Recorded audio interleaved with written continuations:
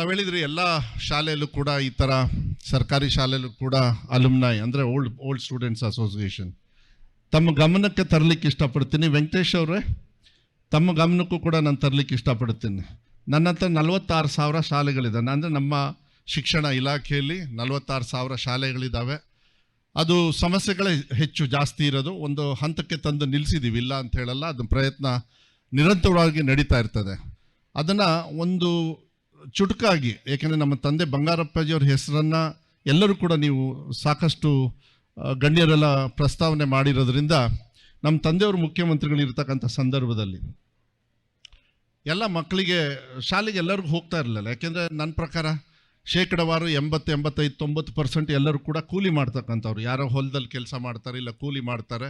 ಅವ್ರ ಜೀವನವನ್ನು ದುಡಿತಕ್ಕಂಥ, ಹೊಟ್ಟೆಗೆ ಅನ್ನಕ್ಕೆ ಅಷ್ಟಕ್ಕೆ ಹೊಟ್ಟೆಪಾಡಿಗೆ ಜೀವನ ಮಾಡ್ತಕ್ಕಂಥ ವ್ಯವಸ್ಥೆ ಇರತಕ್ಕಂಥ ಸಂದರ್ಭದಲ್ಲಿ ಈಗ ಒಬ್ಬರು ಗಂಡ ಹೆಂಡತಿ ಇರ್ತಾರೆ. ಅವಾಗ ಹಂಚಿನ ಮನೆಯೂ ಇರಲಿಲ್ಲ, ಗುಡಿಸಲಿನ ಮನೆ ಇತ್ತು. ಸೊ ಮಕ್ಕಳನ್ನ ಬಿಟ್ಟು ಹೋಗೋದಕ್ಕಾಗಲಿಲ್ಲ. ಯಾರು ಚಿಕ್ಕ ಮಕ್ಕಳು ಇರ್ತಾರೆ ಅವರನ್ನು ಹೊಲದ ಕಡೆ ಕರ್ಕೊಂಡು ಹೋಗಿ ಅಲ್ಲಿ ಅವರನ್ನು ಒಂದು ಸೀರೆಯಲ್ಲಿ ಒಂದು ಜೋಕಾಲಿ ಥರ ಮಾಡಿ ಅಲ್ಲಿ ಉಯ್ಯಾಲೆ ಮಾಡಿ ಇವರು ಗಂಡ ಹೆಂಡತಿ ಇಬ್ಬರು ಕೂಡ ಏನು ಕೂಲಿ ಕೆಲಸವನ್ನು ಮಾಡಿ ಮತ್ತೆ ಬಂದು ಮಧ್ಯಾಹ್ನ ಊಟ ಮಾಡಿ ಆ ಮಕ್ಕಳನ್ನ ಸ್ವಲ್ಪ ಆಟ ಆಡಿಸಿ ಮತ್ತೆ ಅವರನ್ನು ಅಲ್ಲಿ ಆಟ ಆಡೋಕ್ಕೋ ಇಲ್ಲಾಂದರೆ ಆ ಜೋಕಾಲಿಯಲ್ಲಿ ಬಿಡ್ತಕ್ಕಂಥದ್ದನ್ನು ಯಾಕಂದರೆ ನಮ್ಮ ತಂದೆ ಇದು ಬಂಗಾರಪ್ಪಾಜಿಯವ್ರು ನನ್ನ ತಂದೆ ಹೇಳಿರ್ತಕ್ಕಂಥದ್ದು ನಾನಿಲ್ಲಿ ಹೇಳಬೇಕಾಗ್ತದೆ. ಹೆಂಗೆ ಸರ್ಕಾರಿ ಶಾಲೆಗೆ ಅಡ್ಮಿಷನ್ಸ್ನ ರೈಸ್ ಆಯಿತು ಅವಾಗ ಆ ಸಂದರ್ಭದಲ್ಲಿ ಅಂತೇಳಿ ನಾನು ಹೇಳಬೇಕು. ಅದಕ್ಕೆ ಆ ಸಂದರ್ಭದಲ್ಲಿ ಅನಿವಾರ್ಯ ಮಕ್ಕಳನ್ನ ಅವಾಗೆಲ್ಲ ನೀವು ಅಂಗನವಾಡಿ ಈ ಥರ ನರ್ಸರಿ ಇವೆಲ್ಲ ಇರಲಿಲ್ಲ ಸರ್ಕಾರದಲ್ಲಿ, ಅಂಥ ಹೆಚ್ಚು ಸಂಖ್ಯೆಯಲ್ಲೂ ಕೂಡ ಇರಲಿಲ್ಲ. ಆ ಸಂದರ್ಭದಲ್ಲಿ ಈ ಮಗುಗೆ ಶಿಕ್ಷಣದಲ್ಲಿ ವಂಚಿತರಾಗರು.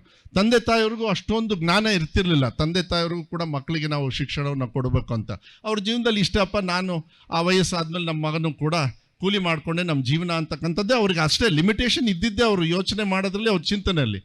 ಆ ಸಂದರ್ಭದಲ್ಲಿ ಅಕ್ಷರನ ಅಕ್ಷಯ ಅಂಥೇಳಿ ಒಂದು ಕಾರ್ಯಕ್ರಮ ಸನ್ಮಾನ್ಯ ಬಂಗಾರಪ್ಪಾಜಿಯವ್ರು ಮಾಡ್ತಾರೆ. ಏನಂತ ಹೇಳಿದರೆ, ಯಾರ್ಯಾರು ಮಕ್ಕಳನ್ನ ಸರ್ಕಾರಿ ಶಾಲೆಗೆ ಕಳಿಸ್ತೀರಿ ಅವರಿಗೆ ₹1 ಸ್ಟೈಫಂಡ್ ಹಂಗೆ ಕೊಡ್ತಕ್ಕಂಥದ್ದು 90, 91, 92ರಲ್ಲಿ ನಮ್ಮ ತಂದೆ ಬಂಗಾರಪ್ಪಾಜಿಯವರು ಇರ್ತಕ್ಕಂಥ ಸಂದರ್ಭದಲ್ಲಿ ₹1 ಕೊಡ್ತಾರೆ. ಅವತ್ತು ₹1 ನೀವು ಲೆಕ್ಕ ತೊಗೊಂಡ್ರೆ ಇವತ್ತು ನನಗನ್ಸುತ್ತೆ ₹130 ಇರ್ಬೋದು ಅಂತಕ್ಕಂಥದ್ದನ್ನು. ಅಂದರೆ ₹1 ಆ ಸಂದರ್ಭದಲ್ಲಿ ಅಡ್ಮಿಷನ್ ಜಾಸ್ತಿ ಆಗ್ತದೆ. ಅಂದರೆ ಮಕ್ಕಳಿಗೆ ಶಿಕ್ಷಣನ ಕೊಡಬೇಕು. ಮಕ್ಕಳಿಗೆ ಶಿಕ್ಷಣವನ್ನು ಕೊಟ್ಟಾಗ ಮಾತ್ರ ದೇಶನೂ ಕೂಡ ಅಭಿವೃದ್ಧಿ ಆಗುತ್ತೆ ಅಂತ ನಿಟ್ಟಿನ ಮೇಲೆ ಅದನ್ನು ಸನ್ಮಾನ್ಯ SM ಕೃಷ್ಣ ಅವರು 2001ರಲ್ಲಿ ಅವರು ಮುಖ್ಯಮಂತ್ರಿಗಳಾದಮೇಲೆ ಅದನ್ನು ಬಿಸಿ ಊಟ ಅಂಥೇಳಿ ಕನ್ವರ್ಟ್ ಮಾಡ್ತಾರೆ. ಅವಾಗ ಶಿಕ್ಷಣ ಸಚಿವರು ಸನ್ಮಾನ್ಯ ವಿಶ್ವನಾಥ್ ಅವರು ಸಚಿವರಾಗ್ತಾರೆ. ಅದನ್ನು ಎಲ್ಲಿ ನಾನು ಕೂಡ ಕಾನ್ವೆಂಟಲ್ಲೇ ಓದಿದ್ದು. ನನಗೆ ಸುಮಾರು 46,000 ಶಾಲೆಗಳಿದ್ದಾವೆ. ನಾನು ಸಿಸ್ಟರ್ ಜೊತೆ ಪಕ್ಕದಲ್ಲಿ ಮಾತಾಡ್ತಾ ಇದ್ದೆ. ಅವರು ಏಡೆಡ್ ಶಾಲೆನೂ ಕೂಡ ನಮ್ಮ ಸರ್ಕಾರದಿಂದ ನಾವು ಸಂಬಳ ಕೊಡ್ತೀವಿ. ಅವರು ಅನ್ಏಡೆಡು ಇದೆ, CBSE ಬೇರೆ ಬೇರೆ ಎಲ್ಲ ಶಾಲೆಗಳನ್ನು ಕೂಡ ಅವರು ಹಾಸನದಲ್ಲ ಹುಣಸೂರಲ್ಲಿ ಅವರು ಮಾಡ್ತಾಯಿದ್ರು. ಅದನ್ನೇ ನಾವು ಚರ್ಚೆ ಮಾಡ್ತಾ ಇದ್ವಿ. ಆದರೆ ಸುಮಾರು 56,000 ಶಾಲೆಗಳಿದ್ದಾವೆ. ಅನುದಾನಿತ ಶಾಲೆ ಮತ್ತು ಸರ್ಕಾರಿ ಶಾಲೆ ಸುಮಾರು 56 ಲಕ್ಷ ಮಕ್ಕಳು ನಮಗೆ ನನ್ನ ಇಲಾಖೆಯಲ್ಲಿ ನಾವು ಸೇವೆ ಮಾಡ್ತಕ್ಕಂಥ ಅನುದಾನಿತಲ್ಲಿ ಸುಮಾರು 42 ಲಕ್ಷ ಮಕ್ಕಳು ಸರ್ಕಾರಿ ಶಾಲೆಯಲ್ಲಿದ್ದಾಳೆ. ಇನ್ನು ಉಳಿಕೆಯವರು ನಮ್ಮ ಅನುದಾನಿತ ಶಾಲೆಯಲ್ಲಿದ್ದಾರೆ. ಅನುದಾನ ರಹಿತ ಶಾಲೆನೂ ಕೂಡ ಎಲ್ಲ ಸೇರಿದರೆ ಸುಮಾರು 1,16,00,000 ಮಕ್ಕಳಿಗೆ ಸೇವೆ ಮಾಡ್ತಕ್ಕಂಥ ಕೆಲಸ ಭಾಗ್ಯ ಇವತ್ತು ನಮ್ಮ ಸರ್ಕಾರದವ್ರು ಕೊಟ್ಟಿದ್ದಾರೆ, ನಮ್ಮ ಪಕ್ಷದವ್ರು ಕೊಟ್ಟಿದ್ದಾರೆ, ನಮ್ಮ ಮಾನ್ಯ ಮುಖ್ಯಮಂತ್ರಿಗಳು ಉಪಮುಖ್ಯಮಂತ್ರಿಗಳು ಕೊಟ್ಟಿದ್ದಾರೆ. ಅದನ್ನು ಒಳ್ಳೆಯ ಒಂದು ನಿಟ್ಟಿನಲ್ಲಿ ತಗೊಂಡು ಹೋಗ್ತಕ್ಕಂಥ ಒಂದು ಆಸೆ ಇದೆ. ನಾನು ಇಲಾಖೆ ತೊಗೊಂಡಾಗ ನಾನು ಫಸ್ಟ್ ಕಂಡಿದ್ದು ಕಾಪಿ ಹೊಡೆಯೋದನ್ನ ನಿಲ್ಲಿಸಬೇಕು ಅಂಥೇಳಿ. ಅದನ್ನು ಸಾಕಷ್ಟು ಜನರು ನೀವೆಲ್ಲ ಒಪ್ತೀರಿ ಅಂತ ಹೇಳಿ ಭಾವಿಸ್ತೀನಿ. ಎಲ್ಲಿ ಯಾವ ಪ್ರಾಂತ್ಯದಲ್ಲಿ ಕಾಪಿ ಹೊಡಿತಾ ಇದ್ರು ಅಂತ ನಾನು ಹೇಳಕ್ಕೆ ಹೋಗಲ್ಲ. ಯಾಕಂದರೆ ನಮ್ಮ ರಾಜ್ಯ ಎಲ್ಲ ಒಂದೇನೆ. ಅಲ್ಲಿ ಕಾಪಿ ಹೊಡಿತಾರೆ, ಇಲ್ಲಿ ಹೊಡೆಯೋದಿಲ್ಲ, ಅದನ್ನೆಲ್ಲ ನಾನು ಹೇಳೋದಕ್ಕೆ ಹೋಗೋದಿಲ್ಲ. ಆದರೆ ಕಾಪಿ ಹೊಡೆಯೋದಿತ್ತು. ಆ ಸಂದರ್ಭದಲ್ಲಿ ಕಾಪಿ ಹೊಡೆಯೋದನ್ನ ನಿಲ್ಲಿಸೋದಕ್ಕೆ ನಾವು ವೆಬ್ಕಾಸ್ಟಿಂಗ್ ಅಂತ ಹೇಳಿ ಮಾಡಿದ್ವಿ. ವೆಬ್ಕಾಸ್ಟಿಂಗ್ ಅಂದರೆ ಇಬ್ಬರು ಪಕ್ಕ ಕುತ್ಕೊಂಡ್ಬಿಟ್ರೆ ಅವ್ರು ಏನಾರು ಹತ್ತಿರ ಬಂದರೆ ಟೀಚರು ಹೋಗಲಿಲ್ಲ ಪಾಪ ಮಕ್ಕಳ ಹತ್ರ ಹೆದರ್ಕೊಂಡು. ಐ ಥಿಂಕ್ ಎಲ್ಲ ಸಿಸ್ಟರ್ಸ್ ನಿಮಗೆಲ್ಲ ಗೊತ್ತಿರ್ತದೆ ಅನುಭವಗಳನ್ನ. ಆದರೆ ಅನಿವಾರ್ಯವಾಗಿ ನಾವು ಮಾಡಬೇಕಾಗಿತ್ತು. ಯಾಕೆಂತ ಹೇಳಿದರೆ ಕಾಪಿ ಹೊಡೆದು ಪಾಸ್ ಮಾಡಿದ ಮೇಲೆ ಅದರಂಥ ದುರಂತ ಇನ್ಯಾವುದೂ ಇಲ್ಲ. ಮಕ್ಕಳು ಫೇಲ್ ಆದರೂ ಪರವಾಗಿಲ್ಲ. ಆಮೇಲೆ ಫೇಲ್ ಆಗೋದಕ್ಕೂ ಕಾರಣ ಮಕ್ಕಳಲ್ಲ, ನಮ್ಮಂಥ ವ್ಯವಸ್ಥೆ, ನಮ್ಮಂಥ ಶಿಕ್ಷಕರು ಇರ್ಬೋದು, ನಮ್ಮ ಶಿಕ್ಷಣ ವ್ಯವಸ್ಥೆಯಲ್ಲಿ ಅವ್ರು ಫೇಲ್ ಆಗ್ತಾರೆ ಹೊರತು, ನಾನು ಹೇಳ್ತೀನಿ, ಇವತ್ತು ಕೂಡ ಹೇಳ್ತೀನಿ, ಮುಂದೆನೂ ಕೂಡ, ಯಾರು ಮಕ್ಕಳು ಫೇಲ್ ಆದರೆ ಅದು ಮಕ್ಕಳ ತಪ್ಪಲ್ಲ, ಅದು ಶಿಕ್ಷಕರಿರ್ಬೋದು, ಪೋಷಕರಿರ್ಬೋದು, ನಮ್ಮಂಥ ಮಂತ್ರಿಗಳಿರ್ಬೋದು, ಸರ್ಕಾರಗಳಿಂದನೇ ಫೇಲ್ ಆಗ್ತಾರೆ ಹೊರತು ಮಕ್ಕಳು ಯಾವತ್ತೂ ಕೂಡ ಫೇಲ್ ಆಗೋಕ್ಕೆ ಚಾನ್ಸೇ ಇಲ್ಲ.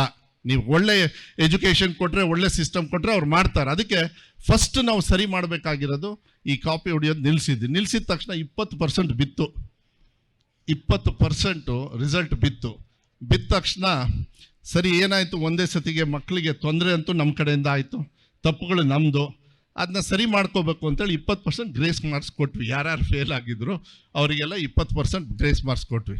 ಮಾನ್ಯ ಸಿದ್ದರಾಮಯ್ಯ ಸಾಹೇಬರು ಕರೆದ್ಬಿಟ್ಟು ಚೆನ್ನಾಗಿ ಉಗಿದ್ರು ನಮಗೆಲ್ಲರಿಗೂ. ಯಾಕೆ ಅವ್ರು ಫೇಲ್ ಆಗಿದ್ರು ಪರವಾಗಿಲ್ಲ, ನೀವು ಯಾಕೆ ಮತ್ತೆ ಇದೊಂಥರ ಈ ಕಾಪಿ ಹೊಡೆದು ಪಾಸ್ ಮಾಡ್ದಂಗೆ ತಾನೆ ಅಂಥೇಳಿ. ಆವಾಗ ನಾನು, ಸರ್ ದಯವಿಟ್ಟು ಇದು 1 ವರ್ಷ ಕೈ ಮುಗಿದು ಕೇಳ್ಕೊಳ್ತೀನಿ, ಯಾಕೆಂದರೆ ತಪ್ಪು ನಮ್ಮಿಂದ ಆಗೋಗಿದೆ. ನಾನು ಮಧ್ಯ ಬಂದು ಸೇರ್ಕೊಂಡಿರೋದು, ಯಾಕೆಂದರೆ ನಾವು ಸರ್ಕಾರಿ ಶಾಲೆ ನಾನು ಸಚಿವನಾದಾಗ ಅದಾಗಲೇ ಕಾಲೇಜೆಲ್ಲ ಶುರು ಆಗೋಗ್ಬಿಟ್ಟಿದೆ, ಎಲ್ಲ ಸಿಸ್ಟಮ್ ಎಲ್ಲ ಪ್ಲೇಸಲ್ಲಿತ್ತು. ಅದಕ್ಕೆ ನಾವೇನು ಮಾಡೋಕ್ಕಾಗಲ್ಲ ಸರ್, ಇದು 1 ವರ್ಷ, ಮುಂದಿನ ವರ್ಷದಿಂದ ನಾವು ಯಾವುದೇ ಕಾರಣಕ್ಕೂ ಮಾಡಲ್ಲ, ಆದರೆ ಗುಣಮಟ್ಟನ ಕೊಡ್ತಕ್ಕಂಥ ವ್ಯವಸ್ಥೆಯನ್ನು ನಾನು ಗ್ಯಾರಂಟಿ ಪ್ರಾಮಿಸ್ ಮಾಡ್ತೀನಿ, ಒಳ್ಳೆ ಹೆಸರನ್ನು ತರ್ತಕ್ಕಂಥ ಕೆಲಸವನ್ನು ಮಾಡ್ತೀನಿ, ಇದು 1 ವರ್ಷ ಅಂತೇಳಿ. ಆಮೇಲೆ ಹೆಂಗೋ ಅವ್ರಿಗೆ ಒಪ್ಸಾಯಿತು, ಎಲ್ಲ ಆಯಿತು. ಸುಧೀರ್ ಅವರೇ 20% ಗ್ರೇಸ್ ಮಾರ್ಕ್ಸ್ ಕೊಟ್ಟು ಅವರನ್ನು ಪಾಸ್ ಮಾಡಬೇಕಾಯ್ತು. ಆದರೆ ಮುಂದೆ ಬರ್ತಕ್ಕಂಥ ಮಕ್ಕಳು, ಯಾಕೆಂದರೆ ಕೆಲವು ಸತಿ ಹೆಂಗಾಗಿದೆ ಅಂತ ಹೇಳಿದರೆ, ಅದು ಯಾವ ಶಾಲೆ ಏನು ಅಂತ ಹೇಳೋದಕ್ಕೆ ಹೋಗೋದಿಲ್ಲ. 8ನೇ ಕ್ಲಾಸ್ ಮಗು 3ನೇ ಕ್ಲಾಸ್ ಬುಕ್ ಓದೋಕ್ಕಾಗೋದಿಲ್ಲ. ನಮ್ಮ ವ್ಯವಸ್ಥೆಯಲ್ಲಿ ಅದನ್ನ ಹಾಳು ಮಾಡ್ಕೊಂಡ್ಬಿಟ್ಟಿದ್ದೀವಿ. ಅದಕ್ಕೆ ಕಾರಣ ಹೆಂಗೆ ಏನು, ಹಿಂದಿನ ಸರ್ಕಾರ, ನಾನು ಅದನ್ನೆಲ್ಲ ಹೇಳೋದಕ್ಕೆ ಹೋಗೋದಿಲ್ಲ. ನಮಗಿವತ್ತು ಅಧಿಕಾರ ಕೊಟ್ಟಿದ್ದಾರೆ, ಇವತ್ತಿಂದ ನಾನು ನಾಳೆ ಏನು ಮಾಡ್ತೀನಿ ಅನ್ನೋದು ನಾವು ನೋಡಬೇಕಾಗ್ತದೆ. ಅವತ್ತು ಗೋವಿಂದ ಗೌಡ್ರು ಏನಾದ್ರು 1 ಲಕ್ಷದ ಚಿಲ್ಡ್ರೆ ಟೀಚರ್ಸ್ನ ನೇಮಕಾತಿ ಮಾಡಿದ್ದಾರೆ ಅಂತ ಹೇಳಿದರೆ, ಒಂದು ಸುಧಾರಣೆಗೆ ಅದು ಒಂದು ದೊಡ್ಡ ಕಾರಣ ಅಂತ ಹೇಳಿದರೆ ತಪ್ಪಾಗಲಾರದು. ಆ ನಿಟ್ಟಿನಲ್ಲಿ ನಾವೇನಾದ್ರು ಹೋಗ್ಬೇಕಂದ್ರೆ, ಇವತ್ತು ನಾನೇನಾದ್ರು ಸಂಪೂರ್ಣವಾಗಿ ಅತಿ ಶಿಕ್ಷಕರನ್ನು ಬಿಟ್ಟು ಎಲ್ಲ ಸಂಪೂರ್ಣವಾಗಿ ಶಿಕ್ಷಕರ ನೇಮಕಾತಿ ನಡೀತಾ ಇದೆ, ಅದನ್ನು ಕೂಡ ನಡೀತಾ ಇದೆ. ಅದನ್ನೆಲ್ಲ ಮಾಡಬೇಕಂದ್ರೆ ಆರ್ಥಿಕ ಇವೆಲ್ಲದೂ ಕೂಡ ಇವತ್ತಿನ ವ್ಯವಸ್ಥೆ ಗೊತ್ತಿದೆ, ಅದನ್ನ ನಾನು ಹೆಚ್ಚು ಚರ್ಚೆ ಮಾಡೋದಕ್ಕೆ ಹೋಗೋದಿಲ್ಲ. ಅದಾದಮೇಲೆ ನಾನು ಅಂದ್ಕೊಂಡೆ, ಎಲ್ಲೋ ಒಂದು ರೀತಿಯಲ್ಲಿ ಮಕ್ಕಳಿಗೆ ಒಂದು ಕೊರತೆ ಇದೆ, ಅವರಿಗೆ ಕೆಪಾಸಿಟಿ ಇದೆ, ಅವರಿಗೆ ಅದಾಗುತ್ತೆ, ಅದೇ ವರ್ಷ ಪಾಸ್ ಆಗ್ಬೋದು, ಆದರೆ ಅವರಿಗೆ ಅವಕಾಶಗಳ ಕೊರತೆ ಇತ್ತು. ಆ ಸಂದರ್ಭದಲ್ಲಿ ಅವರಿಗೆ 1ನೇ ಎಕ್ಸಾಮು, 2ನೇ ಎಕ್ಸಾಮು, 3ನೇ ಮುಂಚೆ ಸಪ್ಲಿಮೆಂಟ್ರಿ, ನಾವೆಲ್ಲ ಡುಮ್ಕಿ ಹೊಡೆದವ್ರೆ, ರಾಜೇಗೌಡರು ನೀವು ಒಬ್ಬರೇ ಅಲ್ಲ, ಹಿಂದಿನ ಬೆಂಚಲ್ಲ ಮುಂದಿನ ಬೆಂಚಲ್ಲಿ ಇದ್ದೇ ನಾವು ಫೇಲ್ ಆಗಿದ್ದೀನಿ, ಅದೇನು ಮಾಡೋಕ್ಕಾಗಲ್ಲ. ಆದರೆ ನಂದು ತಪ್ಪಲ್ಲ, ಅದು ನಮ್ಗೆ ಹೇಳ್ಕೊಟ್ಟಿರೋ ಟೀಚರ್ಸ್, ನಾನು ಏನು ಮಾಡೋಕ್ಕಲ್ಲ, ಅವ್ರು ಯಾರೂ ಇಲ್ಲಿಲ್ಲ, ಸೊ ತಲೆ ಕೆಡಿಸ್ಕೊಳಕ್ಕೆ ಹೋಗ್ಬೇಡ್ರಿ. ಈ ರೀತಿಯ ಇನ್ನಷ್ಟು ವಿಡಿಯೋಗಳು ನಿಮಗೆ ಸಿಗಬೇಕೇ? ಹಾಗಾದ್ರೆ ಈಗಲೇ ನ್ಯೂಸ್ ಮಲ್ನಾಡ್ ಚಾನೆಲ್ನ ಸಬ್ಸ್ಕ್ರೈಬ್ ಆಗಿ, ಕೆಳಗಿರೋ ಸಬ್ಸ್ಕ್ರೈಬ್ ಬಟನ್ ಮೇಲೆ ಕ್ಲಿಕ್ ಮಾಡಿ ಉಚಿತವಾಗಿ ಸಬ್ಸ್ಕ್ರೈಬ್ ಆಗಿ. ನಿಮ್ಮ ಒಂದೊಂದು ಸಬ್ಸ್ಕ್ರೈಬ್ ಕೂಡ ನಮಗೆ ಬೆಂಬಲ, ಸ್ಫೂರ್ತಿ.